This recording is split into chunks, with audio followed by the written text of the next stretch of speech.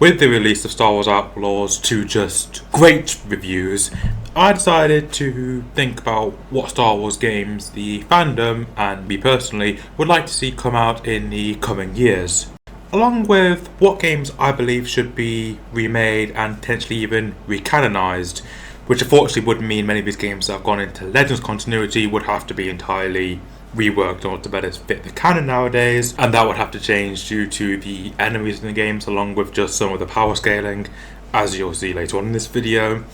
And finally, I think it would be good to talk about what games could potentially get sequels if EA actually decides to make another Star Wars game anytime soon. The first remake I think the Star Wars fandom would really like to see is Star Wars The Force Unleashed in a modern context. Honestly, it'll be so much fun to play as Galen Marek with updated graphics and better game controller. Maybe even improvements of stories to make it better fit into canon. Such as, now that we know the Inquisitor exists, it would be fun to have basically a one-sided match between Galen and a random Inquisitor. We obviously know who's going to win that context, don't we? But unfortunately, with Galen Marek coming back into canon, this would mean he would have to get a major nerf, as in Legends, as we all know, he was able to drag down a literal Star Destroyer, and that's been a big topic of controversy within the community at large. But this also means a potential remake and maybe even script doctoring the story of Star Wars The Force Unleashed 2 to make it even better than it already is, because honestly that game has some good points, but it just became a victim of not being allowed to fully develop as LucasArts was shutting down when it was being developed.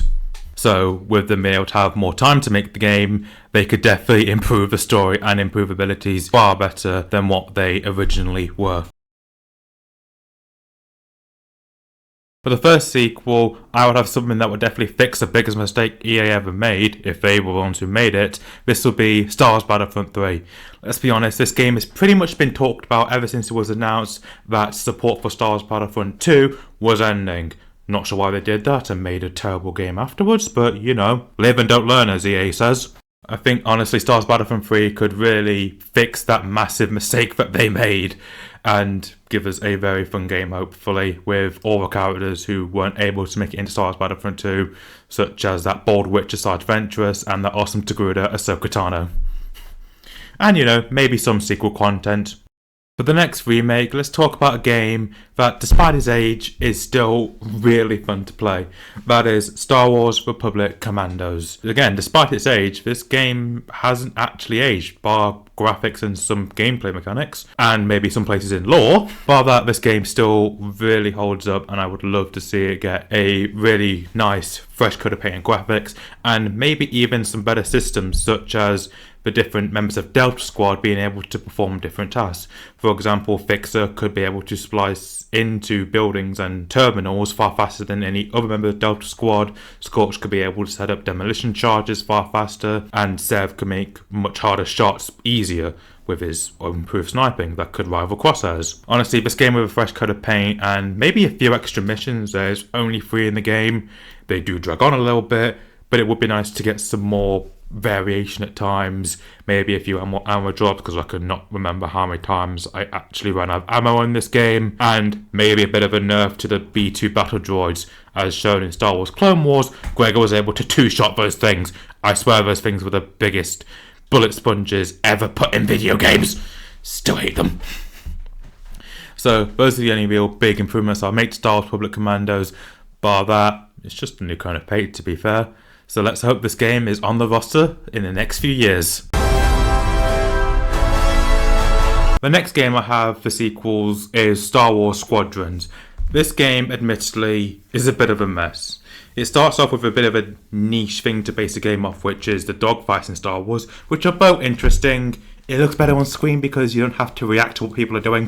The fact is, the story mode is a mess and very forgettable. You basically just go around and start off with the Empire, then undo that as Rebels, and go to the Empire, then do it and do it and do it and do it. And it's just a whole repetitive mess of a game campaign, along with forgettable characters. Bar Hera, the only reason she is memorable because she was in Rebels, so I think that's kind of a bad thing for that game.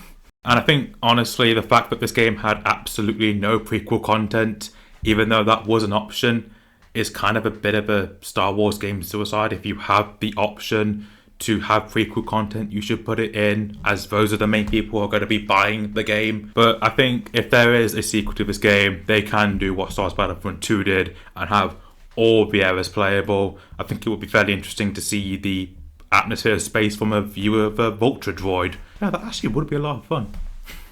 But I get why they didn't put the prequels in, because that could be something that's pretty hard to work in terms of the mechanics of the game.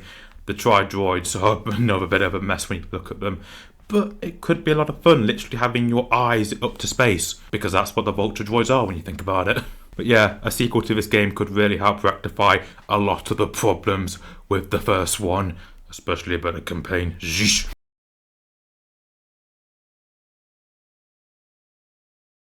Now, with all those out the way, let's move on to the new games. And for the first one, I have Star Wars Inquisitores. This will basically be a game where you get to do what Star Wars Battlefront 2 advertised but barely delivered on, and you get to play as the villain. You get to have fun as the Empire. You get to use the Empire's resources as you hunt down Jedi. As the cool Inquisitor, you get to see their side of the story. You can either go for just pure bad villain without a tragic backstory. Not every villain needs those nowadays. Look at Muzonki Butsuji. But that could be such an interesting type of thing. Yes, we probably will have to glide with the lightsabers like they do in the shows, which will either be hilarious depending on your character design. If it's someone like a Twillian Django Jumper, I could accept that. If it's a Finn Human, I could accept that. If it's a Knife Sister, can't accept that, unfortunately. But yeah, this game could be a lot of fun. You get to feel very empowered as a villain. You get to feel like you're in command of these stormtroopers, directing them where to go, trying to trap a Jedi, and have fun squandering the rebels scum in the name of the Emperor. So yeah, this game's just meant to be a lot of fun. It could have a bit of a story, like for instance, how much you fail affects how much you get control over. The more you fail, the less control you get. Therefore, game becomes less fun because you're now out of control. You're now out of stormtroopers. They don't trust you as much, and maybe even Vader shows up, good or bad, depending on your performance. As the title suggests, this game is for those of you who don't see yourself as Jedi or Sith. Instead, you watch Star Wars for the fun bounty hunters, such as Cad Bane and Boba Fett. Within this game, you will get to work entirely for yourself, not listening to nobody, and doing what you want, when you want. Within the game, your goal will be to get a bigger and bigger reputation, which will subsequently allow you to take on bigger and bigger bounties and get more and more credits. And of course, this will allow you to get much better gear as the game goes on. But having this bigger reputation may not be as good as you think, because of course it means if you get captured on a mission, you're more likely to face a much harsher punishment. But you don't have to do this whole game alone. You could, if you wanted to, much like Boba Fett's Quake Claw, create your own team of bounty hunters. But doing it with them means less credits for you as an individual, but it does mean in more tight situations you have a more likelihood of getting out of them. But if you do it solo, you get more credits, but more likely to get caught and no way out of it. No backup plans at all, just you. Alone! Along with many things, one thing that the Clone Wars TV show got especially right was showing us the war from the clones' POV, expanding where the movies could not. So it's very surprising that there has been no game expanding even more what the Clone Wars TV show did, making you play entirely from the POV as a clone, not as a Jedi or any form of clone commander. In my personal opinion, this game should start you out all the way back from the Battle of Geonosis, all the way to, and probably even beyond, Order 66 in 19 BBY. So you serve the full 3 years of the Clone Wars, assuming the fact you don't die and there's no reset. Given the success of Season 1 and 2 of The Mandalorian show, I'm definitely surprised that a game where you play as a Mandalorian has not been announced yet, especially given the fact that Season 1 overall felt like it was a video game you were just watching half the time. Believe me, those Western bursts would have been so inexpensive on mobile. I personally believe that the events of this game will happen in a similar time to The Mandalorian shows, where the Empire is kind of disbanded but in small cells across the galaxy. Throughout the game, you will complete bounties to collect Beskar armor, ultimately building your armor and your armory, while playing a hopefully quite expansive story mode similar to that of the Star Wars Jedi series. Let's be honest, the thing that'll put this game over many others is the fact that you'll eventually unlock the portable high ground devices. Many of you may be looking at that title thinking to yourself, Star Wars Blackwing. What is that? Well, this game will be based on the book that was released in 2009 called Star Wars Death Troopers. This book was originally written by Joe Schreiber, and it tells the story of a virus that was released on an Imperial Star Destroyer known as the Vector. And it's one of the few times zombies have actually appeared in Star Wars. That's right, it is a zombie survival game, like no one's ever seen one of those before. But surprisingly, Star Wars has had very few of these, and with this book still being canon, I'm surprised nothing else has come from it. I know why there couldn't really be a live action version of this, because obviously Star Wars is still branded for children, and I don't think many parents will be happy going through Disney Plus and seeing their children getting traumatized by zombies in Star Wars, or that awesomely cool looking zombie stormtrooper. Yeah, that's going to be a couple sleepless nights. Honestly, with the gruesome flesh in that book. But how does this video game get away with such gory images? Well, don't go for high graphics like we've been expecting. If you go for something more along the lines of Friday the 13th the game, you may actually get away with not giving this game an 18 plus rating.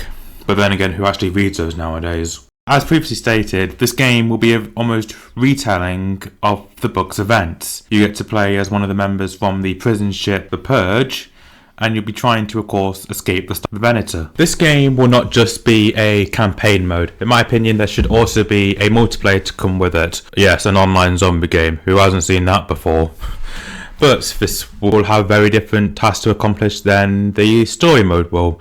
For instance, you won't just have to try to escape the zombies and avoid them, you also have to try to synthesize an antidote from the labs that will be spread around the map. You will also have to disable the tractor beam from the Star Destroyer, which will allow you to escape by either escape pod or by one of the two ships that will be in the hangar bay. Of course, you will be with a bunch of other people and of different classes.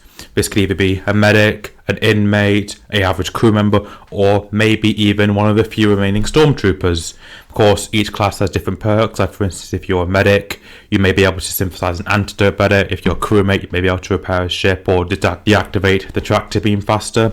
Anything along those lines, you could imagine it, and it will be a perk, but you will of course have to take a debuff to another stat, of course, in the name of fairness and balance. But what are those in an online multiplayer? Along with the main tasks I've just spoken about, there will also be optional tasks that you can do. These will include being able to rig the Star Destroyer to self-destroy itself. Of course, this will stop the zombie hordes from spreading throughout the galaxy and give you more experience points. Destroy the other escape pods or ships. This, in a way, would be to stop the zombies from chasing you down if you somehow, escape it in the first place. But, could be interesting with them flying. But as proven in the story, they can learn. But this also comes at a cost. This will prevent other players from escaping, and you've pretty much condemned them to death aboard the ship. So, are you really willing to take that risk and sabotage everyone else not being able to lead the Star Destroyer? Up to you to pick. But what is a zombie video game? Of course, without talking about the zombies.